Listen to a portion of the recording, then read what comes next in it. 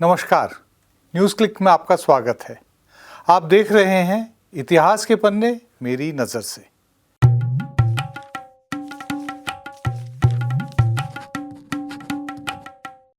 आज हम रामायण की बात करेंगे, लेकिन हम रामायण के बारे में बात करेंगे इसलिए नहीं कि वह इतिहास है।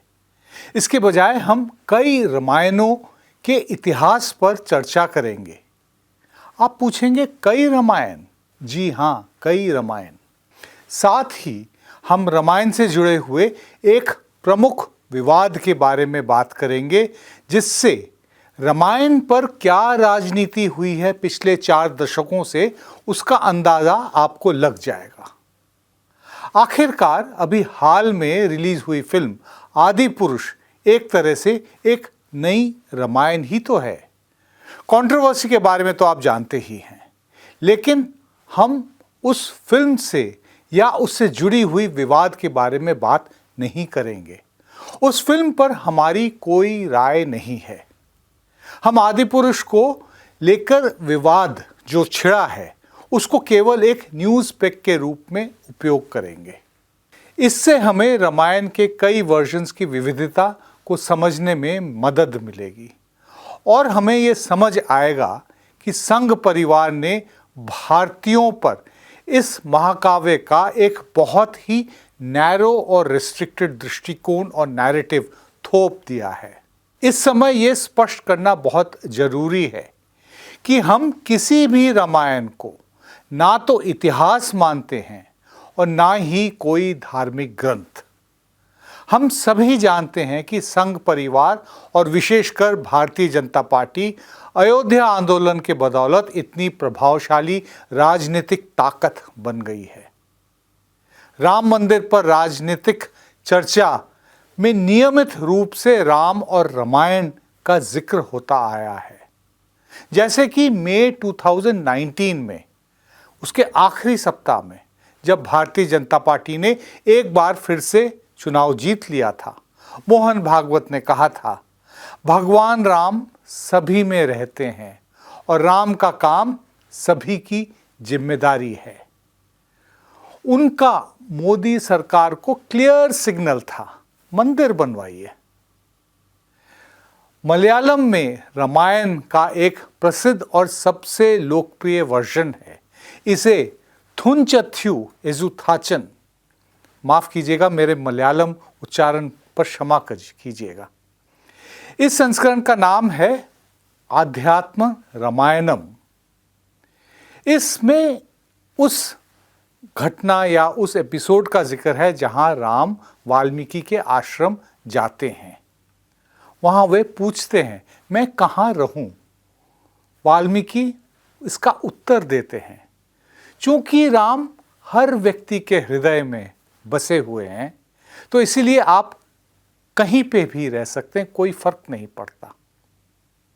तो यदि ऐसा ही है कि राम कहीं भी रह सकते हैं तो संघ परिवार ने उस प्रिसाइज स्थान पर मंदिर बनाने के लिए इतना लंबा आंदोलन क्यों छेड़ा था? आप जरा सोचिए इसके बारे में।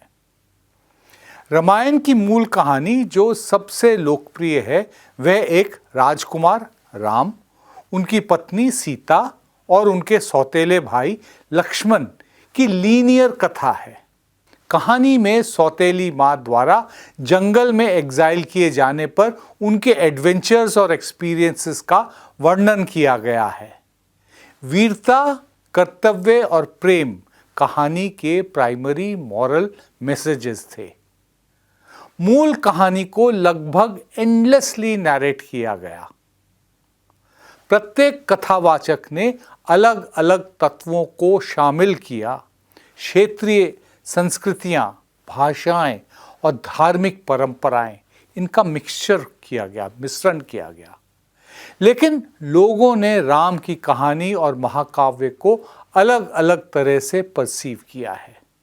यह कहना गलत है कि हर भारतीय रामायण को और उसके पात्रों को एक ही नज़र से देखता है या उसे देखना चाहिए। ऐसा कहने से सदियों से लिखे गए मूल महाकाव्य के कई वर्जन्स की प्लूरैलिटी खत्म हो जाएगी। जनवरी 2018 में भारत ने एक शिखर सम्मेलन की मेजबानी नई दिल्ली में की थी। भारत और आसियान के बीच संबंधों के 25 वर्ष पूरे होने पर इसका आयोजन किया गया था। कार्यक्रम के एक भाग के रूप में Indian council for cultural relations ने 5 दिवसीय रामायण महोत्सव का भी आयोजन किया था। ये भारत और दक्षिण पूर्व एशियाई देशों की साझा सांस्कृतिक विरासत को उजागर करने के लिए किया गया था। इन देशों की सांस्कृतिक टीम्स ने रामायण के विभिन्न प्रसंग प्रस्तुत किए थे। आपको ये जानकर आश्चर्य होगा कि इंडोनेशिया के योग्यकार्ता शहर में 1976 से बिना किसी रुकावट के हर दिन रामायण का परफॉर्मेंस किया जा रहा है। अभी भी हिंदुस्तान की स्टैंडर्ड रामलीला की डिटेलिंग और इस रामायण में काफी अंतर है। कई विद्वानों ने रामायण और रामकथा के विकास का अध्ययन किया है। महाकाव्य का विकास 5 प्रमुख चरणों में या स्टेजेस में हुआ। हम ये भी जानते हैं कि रामायण को अलग अलग अध्याय या कांड के रूप में लिखा गया था या बोला गया था। पहला चरण वह समय माना जाता है जब वाल्मीकि ने अयोध्या कांड से युद्ध कांड तक के 5 अध्यायों की रचना की। ये मौजूदा वाल्मीकि रामायण का 37% से अधिक है, जो 5th सेंचुरी BC से 4th सेंचुरी BC तक ओरली प्रसारित किया गया था। द्वितीय चरण second phase 3rd century BC से 1st सेंचुरी AD तक विस्तार कुछ खास ज़्यादा नहीं हुआ। इसमें 3rd स्टेज जो 3री सदी AD तक जारी रहा, मुख्य विकास इसमें पहली और आखिरी कांड का जुड़ना, बाल कांड और उत्तर कांड।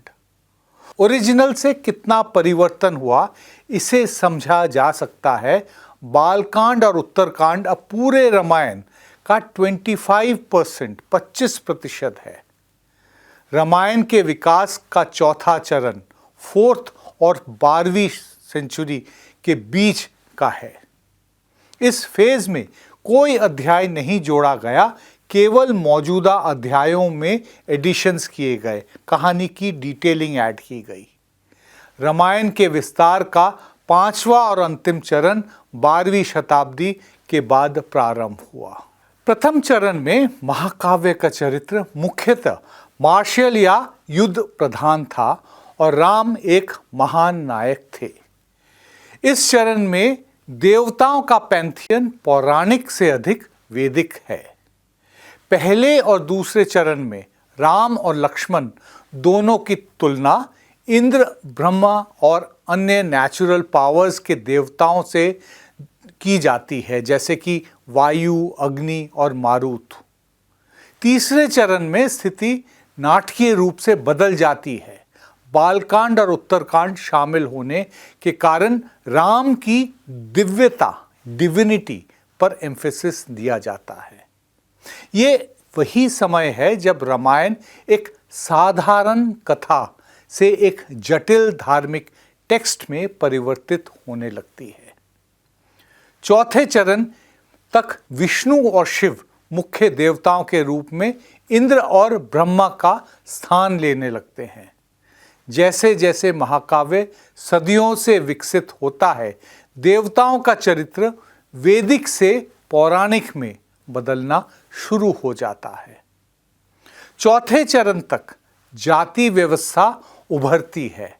महिलाओं के प्रति दृष्टिकोण में परिवर्तन आ जाता है। पति की प्राइमेसी और चेस्टिटी पर अधिक स्ट्रेस या फिर बल दिया जाता है।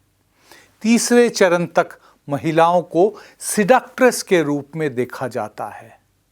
चौथे चरण के अंत तक महिलाओं की स्थिति में और गिरावट आ जाती है। समाज में महिलाओं के प्रति जो दृष्टिकोण है उसमें परिवर्तन तब होता है जब रावण की मृत्यु के बाद राम सीता के पवित्रता पर संदेह व्यक्त करते हैं। ये पोर्शंस कहानी में ऐड किए जाते हैं। गोस्वामी तुलसीदास रामायण और राम को लोगों के बीच लोकप्रिय बनाने वाले मुख्य व्यक्ति थे। तभी राम का कैरेक्टर डिवाइन प्रोफाइल प्राप्त करता है। लेकिन तुलसीदास से पहले विभिन्न भारतीय भाषाओं में कई वर्जन्स लिखे गए, जिससे राम कथा लोकप्रिय हुई पूरी देश भर में, पूरे भारतवर्ष में। कई अन्य एशियाई भाषाओं में भी रामायण है जो भारत के बाहर गए।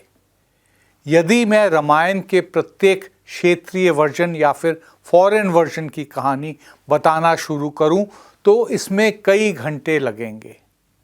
लेकिन इन कहानियों के रिप्रेजेंटेशंस और डिपिक्शंस ने कई विवाद भी खड़े किए हैं। वो भी एक लंबी राम कहानी है, लेकिन संक्षिप्त रूप में 30 साल पहले उसका सबसे बड़ा विवाद सहमत से जुड़ा हुआ है। जैसा कि आप जानते हैं, सहमत का गठन थिएटर एक्टिविस्ट सफदर हाशमी की निर्मम हत्या के विरोध में देश के कल्चरल और एकेडमिक कम्युनिटी के लोगों ने गठन किया था। ये घटना बाबरी मस्जिद विध्वंस के 8 महीने बाद अगस्त 1993 का है।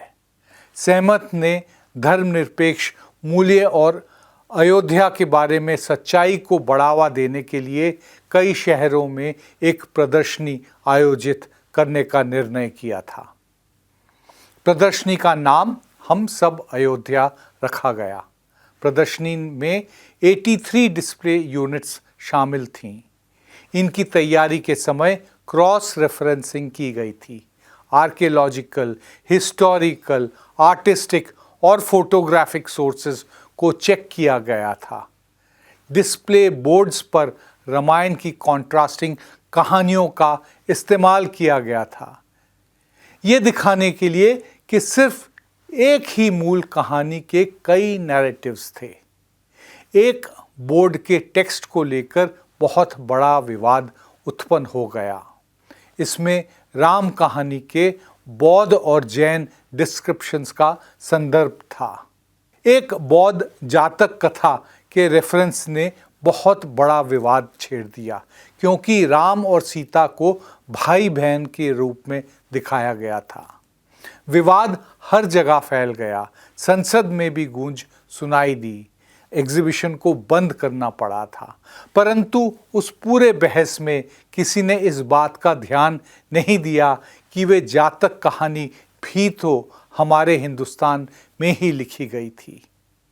गौरतलब है कि सबसे ज़्यादा विरोध प्रदर्शन दिल्ली में हुआ था। एग्जीबिशन शांतिपूर्वक तरीके से अयोध्या से गुजरी थी। इसके 6 महीने से भी कम समय के बाद उत्तर प्रदेश में एक और प्रदर्शनी में उसी जातक कथा का जिक्र किया गया था।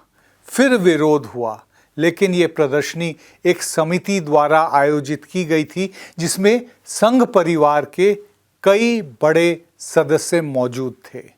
इसकी बुलेटिन या ब्रोशर ने जैन रामायण का भी उल्लेख है।